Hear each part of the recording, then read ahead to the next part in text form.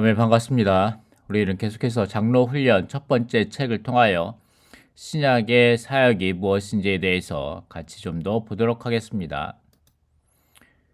이 책은 1984년에 미국 캘리포니아 아나하임에서 위트니스 형제님께서 주신 메시지입니다. 하나님의 사역, 우리가 신약 경륜의 사역에 이를 때 우리는 왜 사도 바울이 고린도후서 3장에서 신약의 사역의 문제를 그렇게 강하게 강조했는지를 볼 필요가 있다. 그 장에서 사도 바울은 사역이란 단어를 아주 많이 정의하고 있는데 우리는 고린도후서 라이프 스터디에서 그것을 아주 철저히 다루었다. 바울은 그가 옛 언약의 사역으로 간주한 구약의 사역과 대조되고 대비되는 그의 사역인 신약의 사역을 강하게 변화하고 있었기 때문에 그 장에서 신약의 사역을 강조했다. 고린도후서 3장에서 우리는 하나님이 보실 때 전 성경에는 오직 두 사역이 있음을 볼 수 있다. 하나는 옛 언약의 사역이라 불리고 다른 하나는 새 언약의 사역이라 불리운다. 언약이라는 단어는 사실상 성약, 테스터먼, 성약이라는 단어와 동일하다. 성경의 두 부분이 구약, 옛 성약과 신약, 새 성약이라는 이 두 용어를 사용하고 있기 때문에 우리가 성약이라는 단어를 사용하는 것이 더 분명하고 더 편리하다. 우리가 신약과 구약이라고 부르는 것을 바울은 옛 언약과 새 언약과 옛 언약이라고 부른다. 성경에서 하나님은 오직 두 사역, 구약 혹은 옛 언약의 사역과 신약 혹은 새 언약의 사역을 우리에게 계시해 주셨다. 사실상 구약과 신약이 두 부분 혹은 두 편으로 된 하나의 성경이듯 이 두 사역은 하나이다. 성경은 책이라는 뜻이며 그것은 하나님의 거룩한 저서들, 즉 성서들을 가리킨다. 성서들은 또한 저서들을 의미하므로 이 모든 용어들은 동일한 책을 언급한다. 하나님은 두 권의 성경을 가지고 계시지 않다. 그분은 구약과 신약의 두 부분으로 된 오직 한 권의 성경을 갖고 계신다. 마찬가지로 하나님의 사역은 사실상 옛 부분과 새 부분의 두 부분으로 된 사역이다. 구약은 장차 올 신약에 대한 예비였다. 거룩한 말씀을 많이 연구하고 여러 해 주님의 말씀에 수고한 후에 우리는 오늘날 하나님의 사역은 그분이 택하신 그릇을 사용하여 그분의 경륜을 수행하는 것, 즉 그분이 택하신 사람들이 그분을 표현할 수 있도록 그분 자신을 그들 안에 분배하심으로써 그분의 영원한 목적을 성취하는 것이라는 것을 볼 수 있다. 그분의 경륜을 성취하기 위하여 하나님은 그분의 택한 그릇들인 사람들을 필요로 하신다. 성육신의 원칙.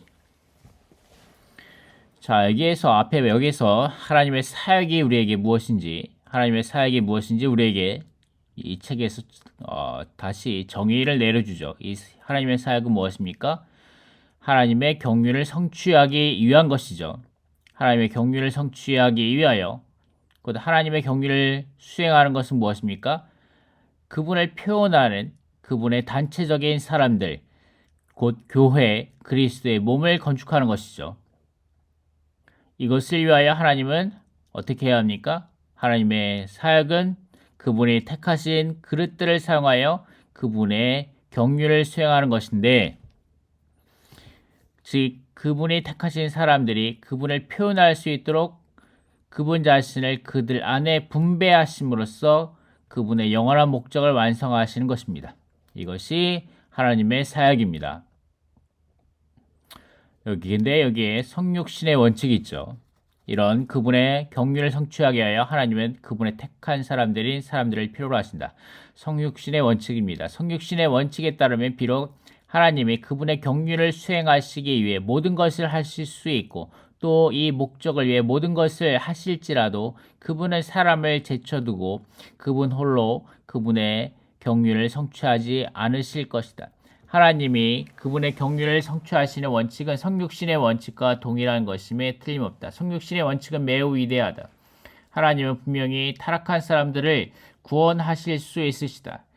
그분은 하나님이시고 주권자이시기 때문에 그분은 모든 것을 하실 수 있다. 그럼에도 불구하고 그분은 신성한 원칙을 갖고 계신다. 그것은 그분이 성육신의 원칙 안에서 그분의 경륜에 대한 모든 것을 하셔야 한다는 뜻이다. 성육신의 원칙은 무엇입니까? 성육신의 원칙은 하나님의 사람 안으로 들어가 사람을 그분과 하나 되게 할 것을 요구합니다. 그러므로 사람은 하나님과 사람의 연합을 위한 그릇입니다.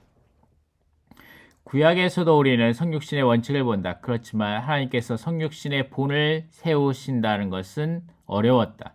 창조에 있어서만 하나님은 사람과 관계없이 성육신의 원칙과 관계없이 그분 스스로 모든 것을 하셨다. 옛 창조, 곧 첫 번째 창조를 창출하시는 하나님의 역사에 있어서 사람은 아직 창조되지 않았기 때문에 그에게는 몫이 없었다. 사람이 창조되었을 때 다른 모든 것은 이미 창조되었다. 그러므로 사람은 하나님의 창조하시는 역사와는 아무런 관련이 없다. 그러나 하나님은 그분의 경륜을 수행하시기 위해 그분의 첫 번째 창조보다 그분의 두 번째 창조를 더욱더 의지하신다. 그분의 첫 번째 창조는 물질적인 재료들을 산출했지만 하나님의 의도는 단지 옛것들을 창조하시고 거기서 그치시는 것이 아니었다. 그분의 의도는 첫 번째 창조에서 두 번째 창조로 나가는 것이었다. 하나님이 그분의 경륜을 성취하신 것은 두 번째 창조에 의해서이다. 하나님의 두 번째 창조에 있어서는 사람 없이는 행해진 일이 아무것도 없으며 또 행해지지도 않을 것이다. 하나님은 사람을 떠나 그분의 경륜을 성취하지 않으시며 또 사람은 스스로 그것을 성취할 수 없다. 그것은 오직 사람과 연합되신 하나님의 의에 성취될 수 있을 뿐이다. 하나님의 경륜의 첫 번째 사례, 첫 번째 성취는 예수 그리스도에 의한 것이었다. 우리는 이 예수 그리스도가 하나님의 경륜의 첫 번째 성취를 위해 계신 분이었음을 볼 필요가 있다. 그분은 하나님만도 아니셨고 사람만도 아니셨다. 그분은 하나님이자 사람인 하나님 사람이셨다. 비록 하나님이 전능하고 모든 것을 하실 수 있다 할지라도 그분은 사람이 없이는 구속을 성취할 수 없다. 그분은 사람을 떠나 두 번째 단계인 구속의 단계에서 그분의 경륜을 성취하시기 위한 어떤 것도 하실 수 없다. 첫 번째 단계인 옛 창조에서 그분은 홀로 모든 것을 하셨지만 두 번째 창조에서 그분이 사람을 떠나서는 아무것도 하실 수 없다. 두 번째 단계에서 그분은 자신을 사람에게 더하시는 것이 아니라 사람과 연합함으로써 그분이 사람과 하나가 되며 사람이 그분과 하나가 되는 것은 필연적이다. 성령으로 인한 주 예수님의 그 잉태, 곧 성육신의 잉태는 그 자체가 하나의 연합이다. 어떤 종류의 잉태라도 연합이 없이는 있을 수 없다. 그러므로 우리는 연합을 반대하는 전통적인 소위 신학적 가르침을 따르지 말아야 한다. 사실상 신성한 연합의 가르침에 대한 강한 근거가 신성한 잉태이다. 성육신은 하나님과 사람의 연합, 즉 신성과 인성의 연합과 같은 잉태이다. 이 연합은 하나님 사람, 즉 하나님이자 사람인 거룩한 분을 산출한다. 이 거룩한 분은 완전한 하나님이자 온전한 사람이시며 하나님의 경륜을 성취하시기 위해 하나님께 쓰임받은 첫 번째 분이셨다. 그분이 시작이셨다. 그분의 뒤이어 그분의 재생산, 그분의 증가, 그분의 연장이 있다. 이러한 재생산, 이러한 증가, 이러한 연장은 단체적이다. 이것이 그분의 몸이며 하나님이자 사람이신 그분의 유일한 그분의 재생산이요 증가이며 연장인 모든 지체들의 구성체이다. 원칙상 우리도 동일하다. 그러므로 성육신의 원칙, 곧 하나님의 경륜을 수행하시기 위해 그분이 지키신 원칙에 따라 우리가 하나님 사람이라고 말하는 것은 전적으로 성경적이며 필연적이다. 한 사역. 구약에는 신약 경륜을 예비하기 위한 한 사역이 있다. 사실상 구약의 사역과 신약의 사역은 하나이다. 구약의 사역은 예비요, 그림자요, 예시였으며 신약의 사역은 성취이다. 구약에서 발생했던 것은 신약의 사역에서 발생할 것의 그림자였다.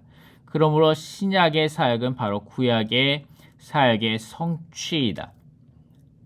나는 지난 수세기에 걸쳐 그리스도인들 가운데서 발생했던 모든 분열과 혼란 때문에 사역의 하나에 대한 이 요점을 강조할 부담이 있다. 그리스도인들 사이에서 가장 손상시키는 것은 분열과 혼란이다. 더욱이 모든 분열과 혼란은 한 근원으로부터 나오는데 그 근원은 서로 다른 사역들이다. 구약에는 39권의 책들과 다양한 봉사들이 있지만 이 다양한 봉사들이 다양한 사역들을 구성하지는 않는다. 제사장 직분의 봉사가 있고 왕의 직분의 봉사가 있으며 모든 선지자들의 봉사가 있다. 헬라어에서 봉사라는 단어가 사역이라는 단어와 같은 것은 사실이지만 헬라어에서 봉사라는 단어가 사역이라는 단어와 같은 것은 사실이지만 우리가 다시 한번 보겠지만 계속해서 이 디아코니아가 봉사라는 뜻도 있고 그 다음에 사역이라는 뜻도 있다. 그런 것을 보았었죠. 그렇지만 사실이지만 우리는 각기 다른 방면들을 표현하는 데 있어서 현대어의 다양한 단어들을 사용할 필요가 있다. 이 문제를 분명히 하기 위해서 우리는 서로 다른 이 두 단어들, 곧 사역과 봉사 혹은 봉사들이라는 단어를 사용할 필요가 있다. 자, 또 보여드리지만 자, 이것이 사도행전 6장 1절, 2절, 4절에서 말하는 거죠. 2절, 4절에서 특별히 봉사와 사역이라는 다른 두 단어를 썼습니다. serve와 ministry라는 다른 두 단어를 썼죠. 그 헬라어 단어는 디아코니아라고 똑같지만 serve와 ministry라는 다른 두 단어를 사용할 필요가 있었다라는 그런 뜻이죠. 우리는 이 문제를 분명히 하기 위해서 우리는 서로 다른 이 두 단어들, 곧 사역과 봉사 혹은 봉사자들이라는 단어를 사용할 필요가 있다. 모든 사람이 구약에는 오직 한 사역이 있었다는데 동의할 것이다. 제사장들과 왕들과 선지자들 모두가 서로 다른 봉사의 방면에서 동일한 한 사역을 담당했다. 아론과 멜기세덱을 포함하여 어떤 이들은 제사장 직분 아래서 섬겼다. 다윗과 솔로몬을 포함하여 어떤 이들은 왕권 아래서 섬겼다. 그럼에도 불구하고 그들의 서로 다른 봉사는 모두가 그 유일한 사역을 위했다. 같은 원칙으로 이사야와 요나는 선지자로서 섬겼으나 그들은 하나님의 유일한 사역을 성취했다. 하나님은 구약에서 두 사역을 갖지 않으셨다. 그분을 고린도후서 3장에서 사도 바울이 말한 대로 옛 언약의 사역이라 불리는 분명한 한 사역을 가지셨다.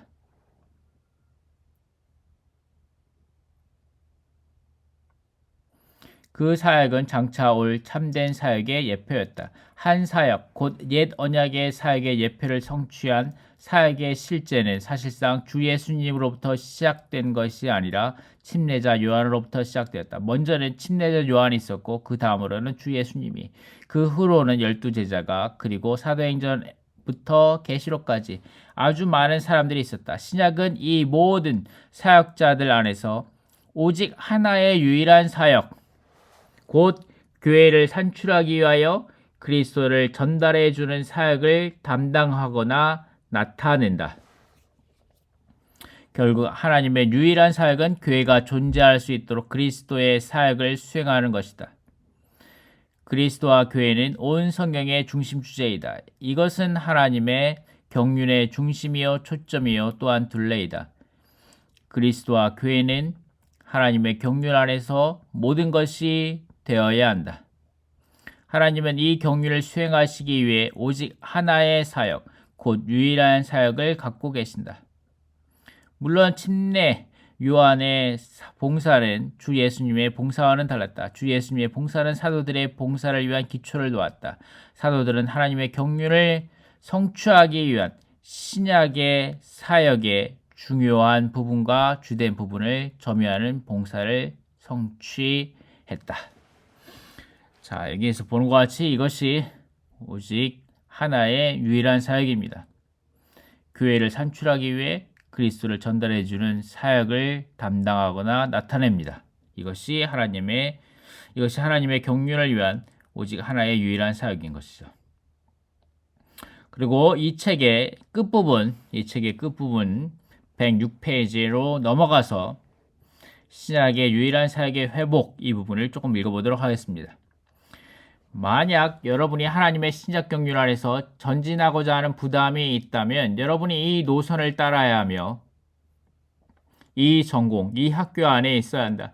나는 강하게 이 학교를 떠나지 말 것과 이 전공에서 벗어나지 말 것과 다른 어떤 노선을 취하지 말 것을 권고한다. 여기 유일한 학교 안에는 여러분이 영적인 연구를 할 수 있는 분명한 전공이 있다. 이 노선 안에 주님이 필요로 하시는 것이 있고 이 노선 안에서 여러분은 결코 문제를 일으키지 않을 것이다. 이 노선 안에서의 여러분의 전진은 성도들의 덕을 세우며 교회를 건축하며 충만한 정도까지 그리스도의 몸을 건축할 것이다. 더구나 이것은 어떤 분열이나 혼란도 일으키지 않을 것이다. 만약 여러분이 다른 길을 취한다면 여러분이 유일한 학교를 떠나게 되고 이 전공으로부터 벗어나게 되며 신약사역의 노선 안에 있지 않게 된다. 그러하다면 여러분이 무엇을 전파하든 무엇을 가르치든 무엇을 제시하든 그것은 분열의 원인이 될 것이다. 나는 여러분이 이러한 문제를 진지하게 고려하기 바란다. 주님의 회복 안에서 만약 우리가 단지 우리의 가르침을 제시하기 위해 다른 사람들을 통제한다면 그것은 어리석고 낮고 천한 것이다.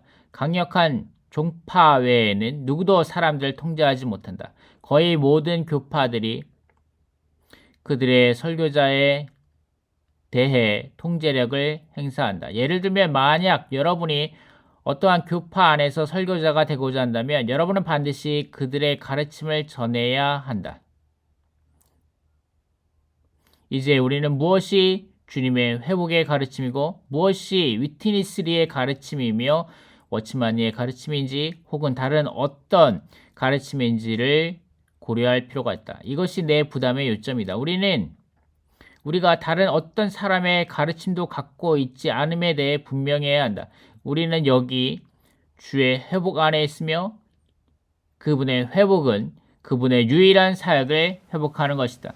이 유일한 사역은 그리스도 안에 체현되신 삼위일 하나님을 생명으로 그분의 택하신 자들 안으로 사역하여 그들 안으로 공급하여 그들 안으로 분배하여 그들을 삼위일 하나님의 체현이신 그리스도를 표현하는 그리스도의 몸을 구성하는 살아있는 지체들로 만드는 신약사역이다. 자, 다시 한번 이 책을 정리하면서 이 신약의 사역이라는 책을 끝부분에 다시 한번 이 신약의 사역이 무엇인지에 대해서 신약의 사역이 무엇인지에 대해서 정확하게 정의를 내려주고 있죠. 아멘. 이 유일한 사역은 그리스도 안에 체현되신 삼위일 하나님을 생명으로 그분의 택하신 자들 안으로 공급하여 그들을 삼위일 하나님의 체현이신 그리스도를 표현하는 그리스도의 몸을 구성하는 살아있는 지체들로 만드는 것입니다. 이것이 신약 사역입니다. 만약 우리에게 어떤 종류의 가르침이 있다고 말한다면 반드시 이 신약의 사역이 우리의 유일한 가르침이 되어야 하며 이 사역이 우리의 전파와 가르침을 통제해야 한다. 우리는 어떠한 분파적인 교파의 가르침에 의해서도 통제받지 않고 이 유일한 사역에 의해 통제받아야 한다. 아멘. 우리가 기초인 이 사역과 함께 우리는 오늘날 주의 회복 안에서 이상이 무엇인지를 보기 위해 나아갈 것이다. 그럴 때 우리는 하나의 기반과 관점, 심지어 측정 기준을 갖게 될 것이며 그로써 우리가 어디에 있으며 어디로 가야 하며 어디서 제한을 받을지를 알게 될 것입니다. 아멘. 자, 이렇게 해서 장로 훈련 책 첫 번째 책 신약의 사역을 같이 보았습니다. 감사합니다.